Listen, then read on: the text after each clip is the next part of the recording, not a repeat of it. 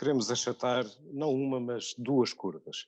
A curva de subida dos infectados do Covid-19 e a curva de descida da quebra da economia, também por causa do Covid-19. Foi por isso que o governo anunciou uma bateria de medidas sem quaisquer precedentes, em que se dá dinheiro às empresas para um programa massivo de layoff, em que se empresta dinheiro através de linhas de liquidez com garantia do Estado e em que se dá moratória a muitos pagamentos. Tudo isto para criar um túnel de proteção durante 3 meses. Mas como é que nós vamos sair daqui a 3 meses e quanto tempo aguenta a economia desta forma? Mais, de onde vem o dinheiro? Olá, seja bem-vindo a O País que se Segue, um projeto da Fundação Francisco Manuel dos Santos que nos traz aqui todos os dias, sempre em direto às 7 horas nas redes sociais da Fundação ou depois em vídeos que ficam gravados e que também podem ser vistos ao longo do dia. Hoje vamos falar de economia. Vamos falar da economia tal como ela hoje está, parada, suspensa, mas sobretudo olhando já para a frente. E o nosso convidado de hoje é Fernando Alexandre. Ele é economista, tem 48 anos, é da Universidade do Minho, é doutorado pela Universidade de Londres, foi secretário de Estado adjunto do Ministro da Administração Interna entre 2013 e 2015 e é coautor de um livro editado pela Fundação Crise e Castigo, precisamente sobre a crise financeira e o resgate a Portugal. Olá, Fernando Alexandre, muito obrigado por ter aceitado este nosso convite. Olá, obrigado.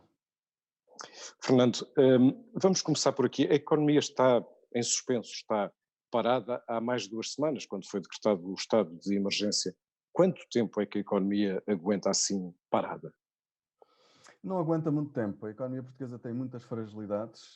Nenhuma economia pode aguentar muito tempo esta situação. A economia portuguesa tem a dificuldade de ter um Estado muito endividado e, por isso, com pouca capacidade de ir buscar liquidez para a injetar na economia. E, por outro lado, as famílias portuguesas, e em particular as famílias de baixos rendimentos, têm poucas poupanças, o que também lhes dá pouco espaço para elas acomodarem esta crise. E, por isso, eu diria que, até olhando para a estrutura da economia portuguesa, em que nós costumamos ter, do ponto de vista da nossa estrutura produtiva, a partir de junho, uma compensação através do turismo, que é o grande motor da economia entre junho e setembro. Eu diria que se nós não metermos a economia a funcionar até essa altura, eu diria nos próximos 2 meses, nós vamos ter problemas sérios no verão, porque nós sabemos hoje que não vamos ter turismo, porque não é uma opção nossa, foi um movimento internacional, as fronteiras estão todas fechadas, e por isso acho que devemos dar como adquirido que não vamos ter turismo no verão. Se não tivermos turismo no verão para que a nossa economia possa manter níveis de atividade e níveis de emprego que nos permitam ter uma economia com o mínimo de sustentabilidade, nós temos que ter outros setores da economia a funcionar e a recuperar. E por isso nós temos que olhar para a frente, temos esta dimensão toda da saúde, que é muito importante, e temos sido bem-sucedidos a controlar a propagação do vírus e a conseguir conter a pressão sobre o nosso sistema de saúde e dessa forma a proteger as pessoas, mas nós temos que pensar em estratégias de começar a pôr a economia a funcionar nos próximos meses, ou seja, nós não podemos estar à espera que apareça a vacina, de que haja um conjunto de instrumentos que nos vão permitir retomar. E, obviamente, a economia, a atividade económica, isto obviamente não depende só de nós, depende da União Europeia como um todo, porque a nossa economia depende muito também daquilo que acontece aquilo que vai acontecer na nossa economia depende muito do que acontece nas outras economias, mas para que nós possamos arrancar, nós temos que nos preparar para começar a dinamizar um conjunto de setores que eu acho que mesmo do ponto de vista sanitário, serão essenciais nos próximos tempos. Portanto, diz que a economia não aguenta muito tempo assim e que a partir de junho precisaríamos de ter outros setores reativados para compensar a quebra do turismo. Como é que se transforma ou como é que se visualiza uma economia que não aguenta muito tempo? É sobretudo através do desemprego. Eu recordo que o Banco de Portugal fez estimativas, previsões para este ano de um crescimento do desemprego para 10%. Se a economia não for reativada, como diz, então aí poderemos ter um desemprego maior. É o desemprego e é o outro lado da produção, porque mesmo que o emprego se consigamos suster o emprego em níveis razoáveis graças a políticas como o layoff, nós não vamos ter produção, ou seja, nós temos que ter uma estratégia para ter produção. E a esse propósito eu gostaria de referir que nós temos neste momento um problema de falta de capacidade de produção numa série de áreas. Por exemplo, área dos testes para as pessoas que têm sintomas de Covid, que tem sido criticada em Portugal por não ser ainda suficientemente, não ser feito a um número suficientemente grande de pessoas, é um problema que existe na Alemanha, existe nos Estados Unidos, existe em todo o mundo. E existe porquê? Porque não há reagentes, não há componentes necessários, os produtos são necessários para fazer os testes.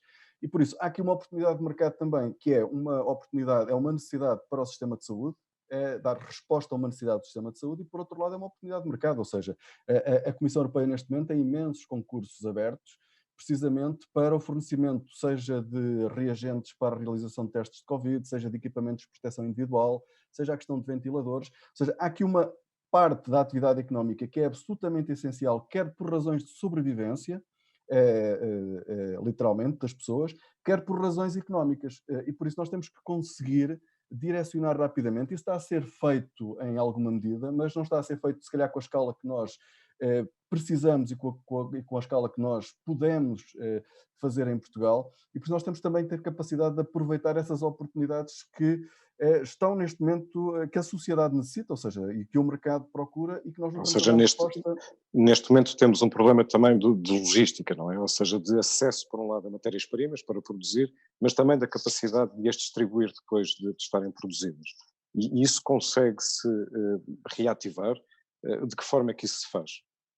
Isto exige uma grande coordenação. Eu e um grupo de economistas de várias universidades portuguesas e também estrangeiras fizemos um documento em que propusemos a criação de gabinetes de monitorização a nível nacional na União Europeia, precisamente que permita monitorizar a produção de um conjunto de bens essenciais que têm que ser definidos ao nível governamental e fazer, no fundo, a sequência dessas cadeias de produção e de distribuição, identificar os estrangulamentos que possam existir, seja porque não há mão de obra, seja porque as fronteiras estão fechadas, seja porque há uma componente que vem da China e não chega por alguma razão, ou porque também há problemas sanitários noutras zonas do mundo, e por isso prevenir rupturas na cadeia de abastecimento. Isto é tão importante porquê? Porque mesmo do ponto de vista, se nós pensarmos, o cloro, vou dar só um exemplo, o cloro que é absolutamente essencial para garantir água potável nas torneiras das nossas casas. É preciso garantir que não há falhas no abastecimento de cloro. Ou seja, o cloro tem que se perceber exatamente onde é que ele vem, de que países é que vem, qual é o estoque que existe, quais são as necessidades e garantir com o tempo, e se for preciso ir buscar fontes alternativas de produção, reafetar a produção para garantir que, estou a dar um exemplo apenas, de que um bem tão essencial como é o cloro não vai ter uma falha, porque da forma que nós temos neste momento a economia a ser afetada por este vírus, nós temos secções do processo produtivo e do processo de distribuição que estão a ser afetadas por uma lógica que não é uma lógica económica, é uma lógica que tem a ver com o contágio, com a doença que as pessoas sofrem e que as faz sair do processo produtivo. E por isso é Ou muito seja, há muitas importante. medidas, o que está a dizer é que há muitas medidas que já estão a ser tomadas agora, ou que não, ou que ainda não estão a ser tomadas, mas já deviam estar a ser tomadas, que também vão condicionar a retoma. Como é que pode ser a retoma? Enfim, não lhe pergunto o quando, porque hoje há uma grande invisibilidade, mas pergunto-lhe como é que pode ser a retoma, uma vez que nós não vamos reatar o momento que vivíamos antes. Esta interrupção tem ela própria consequências. Nós vamos ter uma alteração com uma crise deste tipo que vai ser, que é de uma amplitude nunca vista, isto só de facto em situações de guerra, quando os países são mesmo afetados no seu território do ponto de vista da capacidade produtiva. Nós nunca tivemos uma situação desta e que é uma situação que atinge o mundo todo. Isto torna logo difícil prever a recuperação, porque normalmente o que nós temos no mundo são zonas do planeta que têm diferentes dinâmicas, e por isso quando há zonas que podem estar num processo menos dinâmico ou com mais dificuldades, há outras que estão a produzir mais e que acabam por arrastar o crescimento económico. Nós neste momento temos a China, temos a União Europeia, temos os Estados Unidos, temos os países emergentes, temos o mundo todo numa forte desaceleração. O FMI disse que estamos de facto já em recessão a nível mundial. Ora, nós temos aqui uma dimensão desta crise que vai ser muito importante para a retoma, mas que antes da retoma vai ser a forma como ela vai influenciar a estrutura produtiva dos países, é a rapidez com que isto aconteceu. Nós comparamos esta crise com outras crises, como a crise financeira internacional. A crise financeira internacional deu os primeiros sinais em meados de 2007, mas fez-se sentir no mundo todo no segundo semestre de 2008. Houve medidas que foram sendo tomadas para tentar conter os efeitos negativos.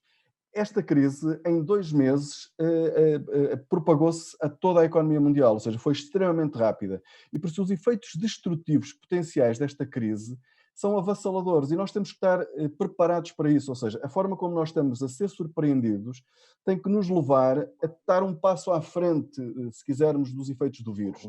E que passo, e que passo é que, desculpa interrompê-lo, e que passo pode ser isso? Ou seja, dizia há bocado que é preciso ativar determinados setores para compensar a quebra no turismo. Que setores é que poderiam ser esses? Que tipo de medidas é que deviam estar ou que podem ser lançadas neste momento para precisamente a partir de junho ter, enfim, outras máquinas a trabalhar que não as máquinas, entre aspas, do turismo? Eu penso que neste momento os setores absolutamente fundamentais, até porque o comércio internacional está em grande medida parado, são aqueles bens que estão de facto a ser necessários, quer para a área da saúde, e por isso é uma razão. Ou seja, a economia, como é habitual, a economia de mercado tem que responder às necessidades das pessoas. E neste momento as necessidades das pessoas são os equipamentos de proteção individual dos hospitais, os equipamentos de proteção individual que todos nós vamos precisar. Por exemplo, aquela discussão que existe sobre devemos usar ou não máscara. Ficamos em casa, não vamos para a rua, se vamos para a rua, devemos usar máscara ou não. A única razão para não usarmos máscara é que não há máscaras. Ou seja, se houvesse máscaras no mercado que fossem suficientes, os especialistas são consensuais a dizer, sim senhor, se andar de máscara é muito mais, protege-o a si, protege os outros, se usar esse tipo de equipamento. E por isso, do ponto de vista da necessidade do mercado, e que é uma necessidade social, porque o mercado responde às necessidades da sociedade, um conjunto de bens que têm que ser produzidos. E nós temos exemplos nos mídias que vão surgindo dessa capacidade, seja com as universidades, seja com as empresas, de responder ao fornecimento de equipamentos de proteção individual, de máscaras, de reagentes, dos próprios ventiladores que estão a tentar ser produzidos por equipas de empresas e de centros de investigação portugueses. E este mercado é um mercado, neste momento, que não é apenas nacional, ou seja, nós temos que suprir essas necessidades e temos uma enorme necessidade no mundo todo. Só para ter uma ideia, as economias emergentes, obviamente isto vai ser muito duro em Portugal, vai ser muito duro na Europa, mas as economias emergentes, aquele trade-off que o Pedro descreveu muito bem no início, entre conter a curva da propagação do contágio do Covid e, por outro lado, reduzir o declive da economia, numa economia emergente, esse conflito, esse dilema que se coloca aos decisores de política é ainda muito mais complexo, porque essas economias não têm riqueza, digamos assim, acumulada para conseguirem proteger-se desta tempestade. Esta crise é muito diferente das anteriores, como disse. De que forma é que a retoma também pode ser diferente das anteriores? Além, enfim, além das especificidades setoriais que acabou de falar. Ou seja, daquilo que estávamos a falar há pouco, nós vamos ter uma alteração completa do tecido produtivo. Ou seja, nós vamos ter um aspecto, por exemplo, em relação à economia portuguesa, nós temos muitas empresas que têm subsistido no mercado e que têm aguentado várias crises, ou seja, mostram ser resilientes, que são empresas que normalmente são conhecidas entre os economistas como empresas zombie, ou seja, são empresas que têm resultados que não chegam sequer para fazer face aos encargos financeiros. Eu penso que essas empresas não vão resistir a esta crise, até porque os bancos não vão poder dar liquidez de acordo com as regras que estão a ser definidas. E por isso, há um conjunto de empresas que de facto são de muito baixa produtividade que vão desaparecer. E por isso os esforços têm que se garantir que os esforços se contêm nas empresas mais produtivas, com maior capacidade de inovação, com trabalhadores mais qualificados, ou seja, há toda uma dimensão que os bancos têm que olhar para isso e os bancos vão ser fundamentais a fazer essa triagem. Mas a própria estrutura da economia se vai mudar porque os hábitos das pessoas se vão alterar. Nós hoje, aliás, aquilo que nós estamos a fazer aqui, que em todo o mundo está a ser feito, fazemos todas estas ligações desta forma, ou seja, web, é tudo digital, e por isso o digital, que era uma revolução que estava a acontecer com uma grande velocidade, vai acelerar e claramente, seja o modo de trabalho, seja o modo de vida, o próprio consumo, a forma como as próprias empresas, por exemplo, na distribuição vão funcionar, vão sofrer profundas alterações. Não há grandes dúvidas em relação a isso e mesmo desse ponto de vista, quer para, mais uma vez, eu acredito muito no mercado, apesar de ter participado nesse manifesto que defende os gabinetes de monitorização, porque quando há falhas o Estado tem que intervir. Mais uma vez, as empresas de distribuição, por exemplo, aqui neste caso, têm que ter capacidade de responder às necessidades das pessoas. Nós sabemos que hoje as pessoas, as encomendas por web aumentaram imenso, as encomendas online, mas as redes de distribuição estão a precisar de mais de um mês para conseguir fazer chegar os bens à casa das pessoas. Ora, as empresas vão ter que aumentar essa capacidade e aquilo que se espera é que depois de aumentarem, as pessoas continuem a utilizar esse tipo de recurso. E por isso, se calhar mesmo na própria forma como se faz a relação entre os comerciantes e os consumidores, vamos ter alterações muito profundas. Isso obviamente também implica alterações no tipo de trabalhadores, no tipo da estrutura das próprias empresas e na sua Ou própria seja, ou organização. seja, o que está a falar é de uma transformação produtiva, mas também dos hábitos de trabalho, que têm a ver, primeiro, com os setores de atividade, portanto, saúde, tecnologia, áreas de investigação, negócios de comércio online e, por outro lado, também da forma como trabalhamos. Por exemplo, teletrabalho, enfim, reuniões ou conversas como esta que estamos a ter. Isto são mudanças que provavelmente vão, já estavam, enfim, já havia uma tendência, mas que provavelmente vão acelerar muito. Vão no ensino, por exemplo, outra dimensão que me parece importante é que estava a acontecer, ou seja, há transformações que estavam a ocorrer na economia portuguesa que vão ser aceleradas e nós temos que as saber aproveitar, porque nas grandes crises há sempre grandes oportunidades e por isso a forma como a economia fica no fim e a sociedade é completamente diferente. E a mudança que existe depende precisamente da capacidade que nós temos de aproveitar essa mudança. Se nós tivermos por exemplo, se pensarmos naquilo que eram as economias antes da Segunda Guerra Mundial e que foram depois, por exemplo, mesmo em termos da distribuição do rendimento, há um historiador económico muito importante, Walter Scheidel, que diz que as grandes mudanças na desigualdade de rendimento, na distribuição, acontecem com as grandes guerras. Ora, numa crise como esta, nós vamos ter uma alteração muito grande naqueles que são os principais atores económicos. Nós vamos ter por exemplo, nós sabemos que há um conjunto de empresas que eram muito poderosas e que o seu poder vai continuar a aumentar. Por exemplo, as empresas da área digital, as grandes empresas da área digital que já tinham um poder de mercado enorme, esse poder vai sair ainda mais reforçado porque elas nesta transformação estão-se a tornar atores ainda mais importantes e por isso, ou seja, nós temos, estava eu a dizer há pouco, há mudanças que estavam a ocorrer na economia portuguesa ligadas ao digital, que muitas vezes partem de ligações entre as universidades e as empresas e que esta crise está a chamar a atenção para a importância dessa ligação. Nós temos aquilo que eu dizia há pouco, de fazer a transformação no processo produtivo para responder às necessidades do sistema de saúde, passa necessariamente por uma ligação muito forte entre institutos de investigação e escolas de medicina e empresas. É preciso ter uma grande ligação das empresas com as universidades e com os centros de investigação. E essa E mudança isto está a é uma ocorrer. oportunidade para isso, porque esse discurso tem vários anos, não é? Enfim, ver razões para que de facto a ligação entre empresas e a capacidade de investigação, a capacidade científica, a capacidade de conhecimento que existe nas universidades agora ganhe espaço, por exemplo, para uma aceleração da revolução digital. Eu estou certo que sim, porque quer do lado das universidades, quer do lado das empresas, das universidades que muitas vezes estão fechadas sobre si próprias, na famosa Torre de Marfim, há claramente, e a Universidade Portuguesa está a responder bem, em várias áreas, ao sentir esta pressão e esta obrigação de contribuir para a resolução do problema dando soluções. Nós temos o Instituto de Medicina Molecular em Lisboa, com a Maria Manuel Mota a ter a contribuição para os testes, temos o desenvolvimento do ventilador no CEIA, em que estão investigadores da Universidade de Minho, do Técnico, de uma série de universidades. Ou seja, nós temos uma série de exemplos na economia portuguesa neste momento, precisamente dessa ligação. E por isso há aqui estes dois efeitos positivos, parecem, que é, de um lado, as universidades perceberem que têm que ter um maior envolvimento com os problemas da sociedade e têm que contribuir para soluções. Isto é algo que nós estamos sempre a discutir, mas agora é evidente. Nós temos que ter soluções para os problemas que aparecem, não podemos simplesmente estar a falar no abstrato. E, por outro lado, as empresas, que nós temos muitos exemplos na economia portuguesa excelentes dessa colaboração entre universidades e empresas, mas neste caso há problemas que as empresas só vão conseguir resolver do ponto de vista técnico, de encontrar soluções para aquilo que é necessário do ponto de vista do fornecimento de bens na área, em particular da saúde, que só será possível com uma estreita ligação com as empresas. Por isso é possível que nós venhamos a ter um tecido produtivo mais entrosado com as universidades e, por isso, com maior capacidade de inovação, com maior flexibilidade, com maior rapidez de resposta e, como eu disse há pouco, uma dos elementos-chave para a saída desta crise vai ser a rapidez com que nós vamos responder, porque este vírus e os efeitos que ele estão a provocar são de uma rapidez como nós nunca vimos. Nós nunca vimos nada igual a isto na economia e por isso nós E temos as, que usar a ciência e a tecnologia para acompanhar. e as pequenas empresas ou os startups Como é que se consegue, que tem muito menos capacidade de resistência a choques, não é?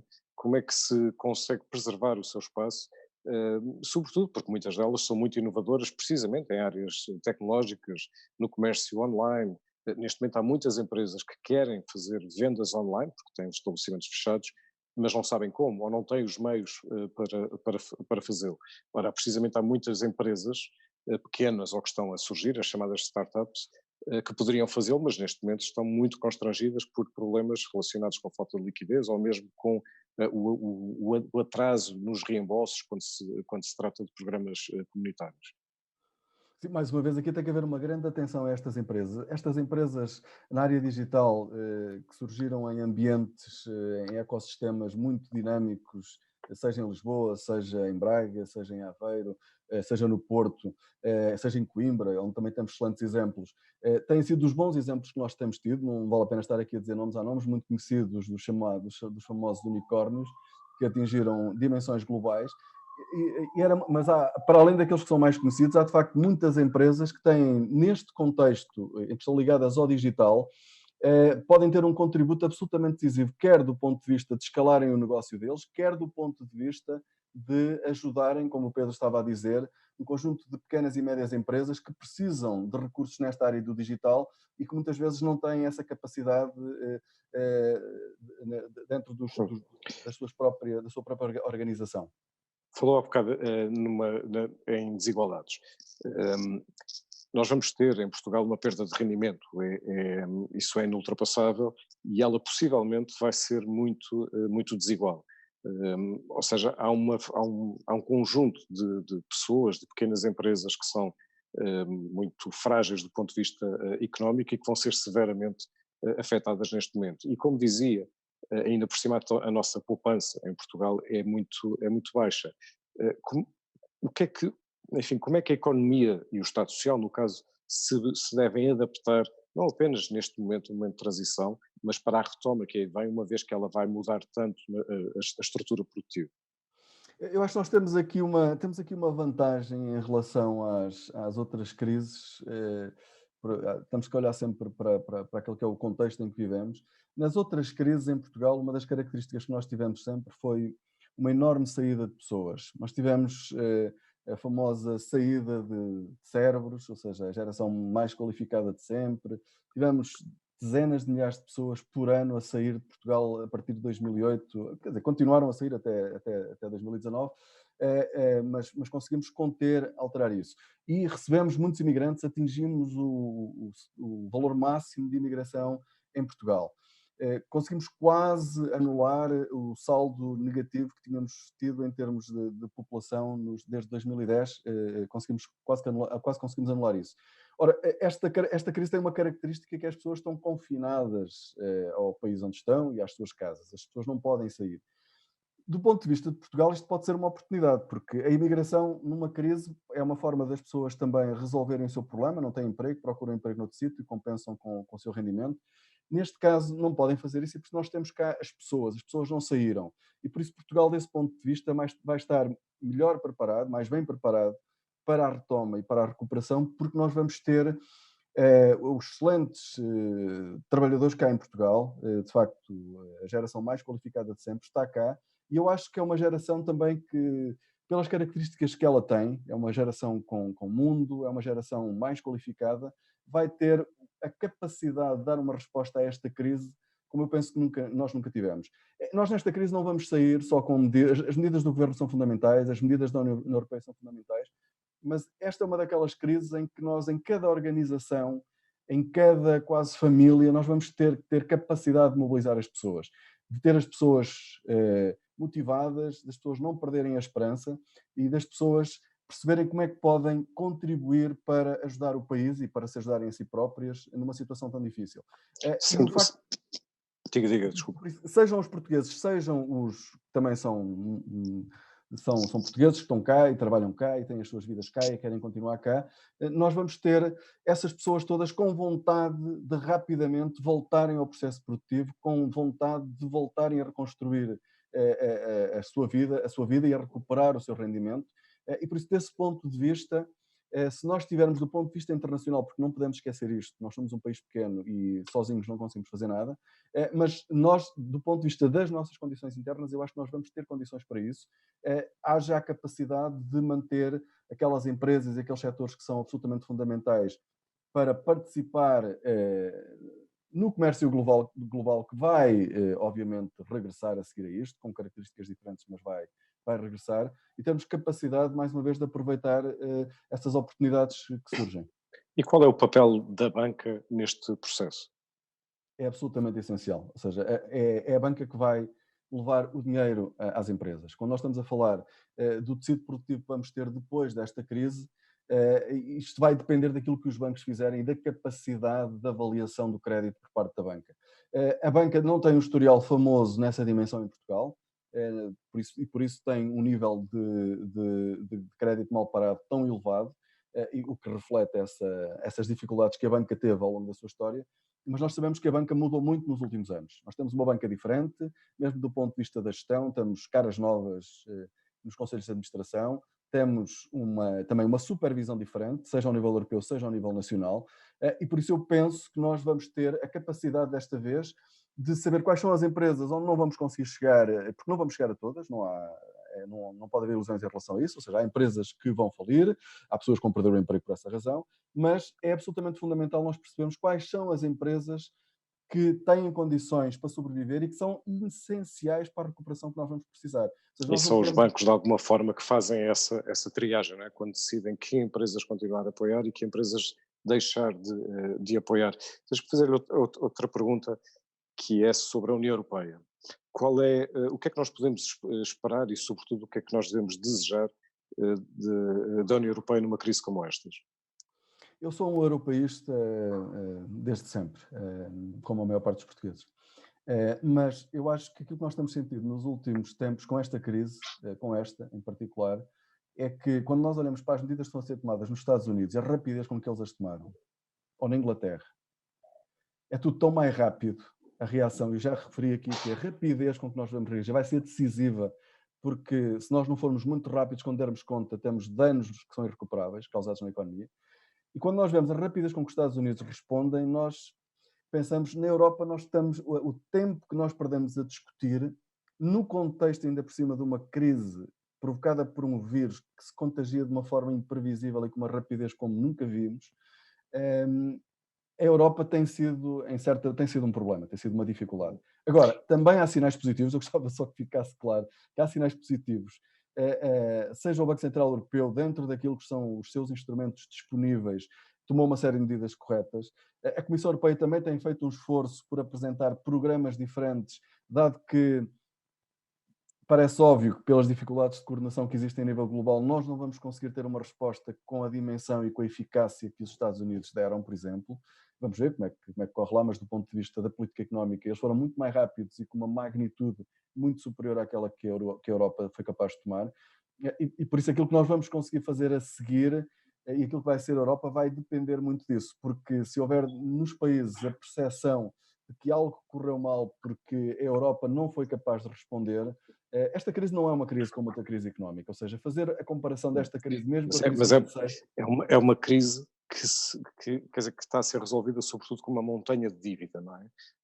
É muito fácil imaginar, no caso português, pensar que com uma quebra do PIB, que provavelmente será muito profunda este ano, e o aumento da dívida pública, nós podemos saltar, enfim, não quero dizer facilmente, porque nunca é fácil, mas podemos saltar para níveis de dívida pública de 140%, 150%, no caso português e outros casos como o italiano, o espanhol, etc., também são casos muito grandes e muito graves, ou seja, estamos a falar de montanhas de dívidas. Como é que legado é que isso deixa para o futuro? É austeridade?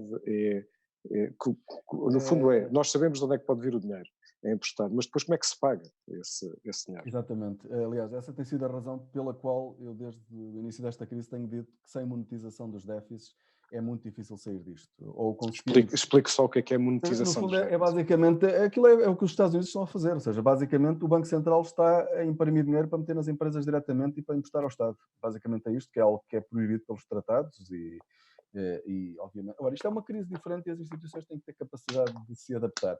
Agora, eu acho que isso, se calhar, vem a seguir, mas era bom que o Estado português também começasse a ter essa comunicação. Eu sei que não é o momento, isto é tudo muito rápido. Como o Pedro disse há pouco, esta é a terceira semana, acabou agora a segunda semana do estado de emergência. Isto tem sido com uma rapidez, de facto, como nunca vimos. Estamos habituados a ter um tempo para pensar que ele não existe hoje. Mas era bom que o Estado português começasse a passar a mensagem de que, de facto, os portugueses vão interiorizando isso. E penso que o Primeiro-Ministro tem sido muito claro até a falar em relação a isto, ou seja, esta crise vai ter custos muito grandes em termos de rendimento das pessoas e nós podíamos começar a pensar em formas, do ponto de vista também da dívida, porque nós mesmo para criarmos reputação junto dos nossos investidores vamos ter que fazer isso, de se calhar alguma da dívida que o Estado vai ter que emitir, em que vai ter que contrair, seja dívida interna. E como é que isso se faz? Isso faz, se calhar, com novos instrumentos de captação de dívida interna. Faz-se Está a falar de produtos como certificados da Forro, não é? os Produtos certificados de desse género. Forro, que se calhar podem quase ser obrigatórios para uma parte do rendimento de algumas pessoas, não sei. Este tipo de coisas. Porque se a dívida ficar cá dentro, apesar de tudo, é diferente do ponto de vista do risco. E para os nossos parceiros europeus, a quem nós estamos sempre a apelar à mutualização da dívida. E para os investidores internacionais, se nós rapidamente dessemos um exemplo de que percebemos os riscos que temos com o endividamento e que estamos a atuar nesse sentido, eu acho que, mais uma vez, atuando rapidamente e dando os sinais certos, aquilo que nós podemos ganhar agora vamos ter sempre custos, mas podíamos reduzir os custos que vamos ter a seguir. Quanto mais nós adiarmos a assunção de uma parte dos custos que vamos ter, pior vai ser, porque os mercados depois não vão perceber isso e não vai ser fácil conseguir esse endividamento. Fernando Alexandre, numa frase curta para resumir tanto o que já disse e já nos ajudou a pensar na economia, afinal, que país se segue? Vai ser, como o Pedro disse, um país mais endividado. Agora, como eu disse há pouco, vai ser um país com os portugueses todos cá, porque não podemos sair, tivemos que ficar cá, tivemos que enfrentar a crise. E eu estou certo que isto é uma crise diferente e nós vamos ter, eu acredito muito. Portugal tem uma identidade muito forte, isto não é um apelo ao nacionalismo, mas Portugal tem uma identidade muito forte, é uma sociedade que tem revelado coesão em momentos muito difíceis e por isso eu acho que nós vamos ter capacidade de mobilização, mas tem que ser com inteligência, isto não é só com vontade, tem que ser com muita inteligência, com uma grande capacidade de análise dos dados que existem ao nível governamental, envolvendo o máximo de pessoas, as sociedades e a capacidade que elas têm de fazer e transformar depende muito da capacidade que elas têm de ir buscar o melhor que os seus cidadãos têm, de envolver ao máximo as pessoas e delas poderem entregar à sociedade o que de melhor elas têm, porque se nós tivermos muitas capacidades, seja nas universidades, seja em empresas, em todas as dimensões que nós temos, e depois se isso não for aproveitado para resolver os problemas, que hoje são óbvios os que temos para resolver, obviamente será mais difícil. Mas por isso eu penso que no fim disto tudo, e faltará algum tempo, eu acho que nós podemos sair daqui como uma sociedade mais coesa e espero que mais próxima ainda da Europa, porque a União Europeia vai ser essencial para resolvermos isto. Cada um de nós também está a aprender com esta crise. É também o seu caso. Qual é o Fernando Alexandre que se segue? Do ponto de vista. Eu sempre tive uma percepção de que o mundo em que nós vivemos é muito frágil. Os, os laços, as instituições, isto é tudo muito frágil. E eu acho que, mais uma vez, mas eu por natureza sou um otimista, mas sou um otimista que procura perceber a realidade. Sou otimista no sentido em que acredito que o progresso, a ciência, o conhecimento, a razão, nos podem fazer avançar e melhorar a nossa vida, mas de facto há dimensões na natureza, há dimensões que o homem obviamente, a humanidade vai ultrapassar isto, mas a humildade é muito importante e esse sentimento de que é tudo muito frágil.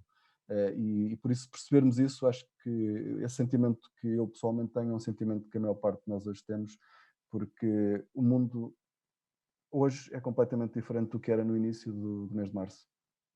Fernando Alexandre, muito obrigado por ter estado connosco.